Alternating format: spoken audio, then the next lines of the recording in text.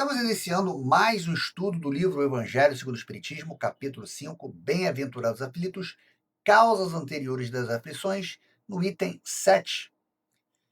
Veja, você já parou para pensar por que o sofrimento ele parece ser distribuído de forma tão desigual?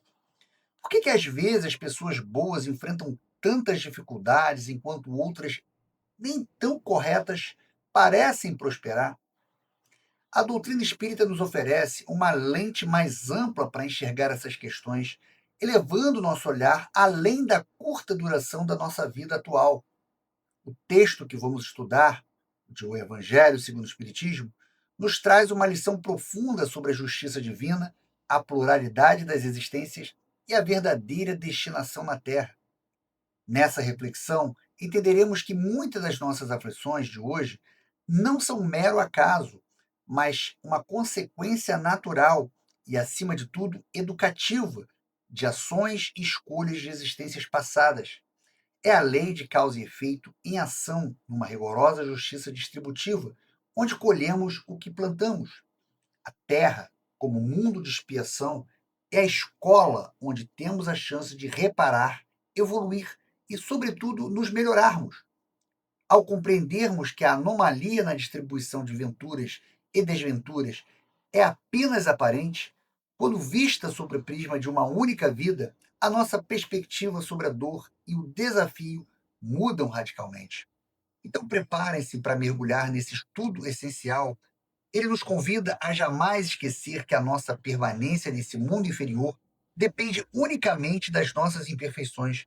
E o mais importante, a chave para não mais retornar a este nível de provas está em nossas mãos, através do nosso esforço sincero em progredir. Então fique com a gente. É hora de compreender a profundidade do sofrimento e o poder da reencarnação, expiação, justiça e progresso. Sejam todos muito bem-vindos a esse estudo. Os sofrimentos devido às causas anteriores à existência presente, como os que se originam de culpas atuais, são muitas vezes a consequência da falta cometida, isto é, o homem, pela ação de uma rigorosa justiça distributiva, sofre o que fez sofrer os outros. Então veja que Kardec, nessa passagem, ele resume a lei de causa e efeito, o popular, aqui se faz, aqui se paga. Mas olhando para trás e para frente, e sempre com a intenção de nos ensinar a ideia que é bem simples. O sofrimento não é azar, o sofrimento é uma colheita. Quando passamos por uma situação muito difícil, seja uma doença, uma grande perda ou uma injustiça, isso raramente é obra do puro acaso ou um castigo de Deus. Na maioria das vezes, essa dor ela é uma consequência de algo que nós mesmos fizemos de errado. A doutrina espírita ela vai nos ensinar que existe uma justiça distributiva rigorosa. Isso quer dizer que a lei divina ela é precisa e não erra o endereço. Ela garante que a gente sinta o peso da própria falta. Se foi você uma pessoa dura e egoísta com os outros, nessa vida você pode acabar numa situação em que será tratado com dureza e insensibilidade. Se o seu problema era o orgulho, você se achava melhor do que todo mundo, pode ser que nasça numa família humilde ou enfrente situações que forcem a humildade.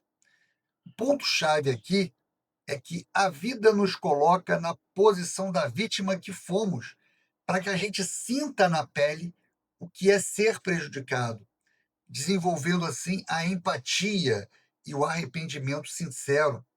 Não é uma forma de vingança, é aprendizado obrigatório para a nossa evolução. As dificuldades que enfrentamos são a conta que chega das nossas ações passadas, dando à dor um sentido e mostrando que a responsabilidade pela nossa felicidade ou pela nossa infelicidade é sempre nossa. Se foi duro e desumano, poderá ser a seu turno tratado duramente e com desumanidade. Se foi orgulhoso, poderá nascer em humilhantes condições. Se foi avaro, egoísta, ou se fez mau uso de suas riquezas, poderá se ver privado do necessário. Se foi mau filho, poderá sofrer pelo procedimento de seus filhos e etc. Veja que a essência dessa passagem é que, para que o espírito aprenda verdadeiramente, ele deve, em futuras existências, experimentar o reverso da conduta que adotou, sentindo na própria carne a dor que ele causou. Temos aqui uma simetria pedagógica na reencarnação. Então, Kardec, ao citar esses exemplos, ele demonstra que a lei divina é lógica e pedagógica, não apenas algo punitivo. O objetivo de Deus não é fazer o espírito sofrer por vingança, mas sim fazê-lo evoluir pelo arrependimento e pela reparação. Vamos ver alguns exemplos aqui, né? Por exemplo, se você foi duro e desumano, né? O que causou? O espírito usou o poder ou a força para oprimir, maltratar ou ignorar o sofrimento alheio. Então, faltou-lhe caridade, faltou-lhe compaixão. Numa próxima vida, ele vai ter que sofrer na mesma moeda. Qual vai ser a expiação, qual vai ser a prova que ele vai receber? Ele pode reencarnar numa posição de vulnerabilidade, né? Reencarnar numa família pobre, ser doente, ficar sujeito à submissão, ser tratado com a mesma dureza e desumanidade que dispensou aos outros. E aí ele vai ter um aprendizado. Ao ser alvo da crueldade, ele sente o que é ser oprimido. E isso gera nele o arrependimento sincero e o impele a, numa próxima oportunidade, agir com bondade e sinceridade. Outra situação que o texto fala, né? O cara que é orgulhoso, né? Ou seja, o espírito que valoriza excessivamente a posição social, a riqueza, a inteligência, a beleza, se achando superior a tudo e a todos, vivendo na mais completa soberba, o que representa uma barreira ao amor. Qual vai ser a expiação? Ele vai poder reencarnar numa condição humilhante, né? Em condições com limitações financeiras, com condições físicas, com condições intelectuais, ou em um meio social que os despreze. Então, essa humilhação forçada acaba sendo uma terapia para o orgulhoso. Ele aprende o valor da humildade, da simplicidade, e entende que o verdadeiro mérito reside no valor moral e não nas aparências ou nas posses transitórias. Outra situação que o texto aborda, com relação à avareza, o egoísmo e o mau uso da riqueza, espíritos que usaram a riqueza de forma egoísta, acumulando em vez de partilhar, fazendo mau uso do dinheiro que ganhou, prejudicando a si e aos outros. Faltou-lhe desprendimento, faltou-lhe fraternidade. Então, numa vida futura, ele pode expiar uma forma de privação das necessidades básicas, reencarnando num lar de miséria, num lar de escassez, enfrentando grandes dificuldades financeiras, para que ele tenha um aprendizado, que ao sentir a dor da privação, ele aprenda a dar o justo valor ao dinheiro, a desenvolver a empatia pelos necessitados e a compreender que a riqueza material é um empréstimo de Deus que deve ser usado em benefício de todos. E o texto fala, né, ele fecha falando sobre o mau filho, espíritos ingratos, desrespeitosos, negligentes com seus próprios pais. Então, ele pode sofrer a lei da atração, fazer com que esses espíritos reencarnem e atraia para si como filhos espíritos que lhe causem a mesma dor, a mesma amargura que ele causou aos seus pais do passado. Então o espírito ele vai vivenciar o drama na outra ponta, sendo pai. Ele compreende a dor, a decepção e o esforço do pai ou de uma mãe, desenvolvendo o respeito e o amor filial que não cultivou nas vidas anteriores. Assim se explicam pela pluralidade das existências e pela destinação da Terra como um mundo expiatório, as anomalias que apresenta a distribuição da ventura e da desventura entre os bons e os maus nesse planeta. Então veja que aqui Kardec, nesse trecho, ele explica por que a vida na Terra às vezes parece totalmente injusta. Para falar de forma mais simples, essa parte do texto resolve aquele mistério que todo mundo se pergunta: por que gente boa sofre tanto e tem gente ruim que só se dá bem? O Espiritismo diz que essas injustiças, elas são uma ilusão, porque estamos olhando para o filme inteiro, né?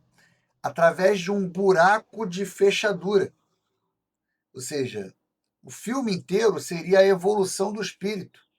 E o buraco da fechadura estaria representando aqui o que estamos vivendo, né? Então, pense na sua vida como um caderno de contas que nunca é zerado. Só tem a dívida transferida.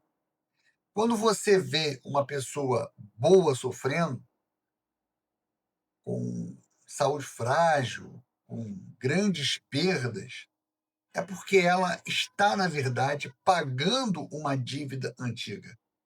Ela errou feio em vidas passadas e agora está resgatando essa dívida através do sofrimento, né? O efeito ou a expiação.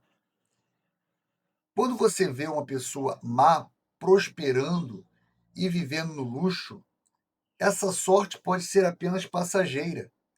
Ela está acumulando dívidas enormes para o futuro e terá que encarar a cobrança pesada em uma próxima existência.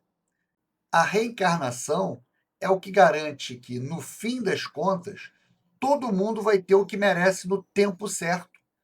A doutrina espírita, ela ensina que a Terra é como uma escola ou um hospital para os espíritos que ainda não aprenderam a ser bom o suficiente. Chamamos isso de mundo de provas e expiações.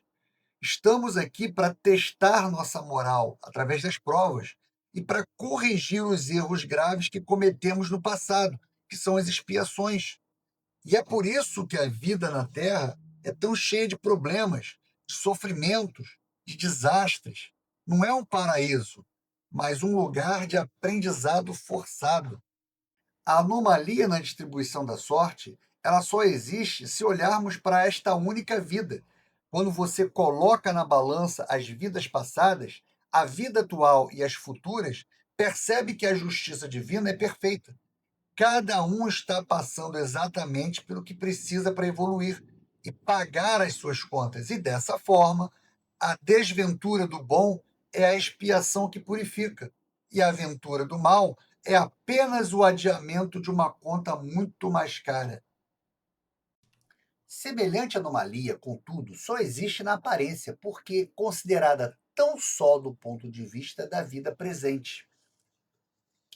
Kardec aqui ele está nos dizendo que a ideia de que a vida é injusta é pura aparência, ou seja, é uma ilusão. A confusão ela só acontece porque a gente teima em olhar a vida como se fosse um filme numa única sessão. Por exemplo, se você para e pensa, aquele vizinho que eu tenho é um santo e só tem problema, e o outro, que é um trambiqueiro, está rico e feliz.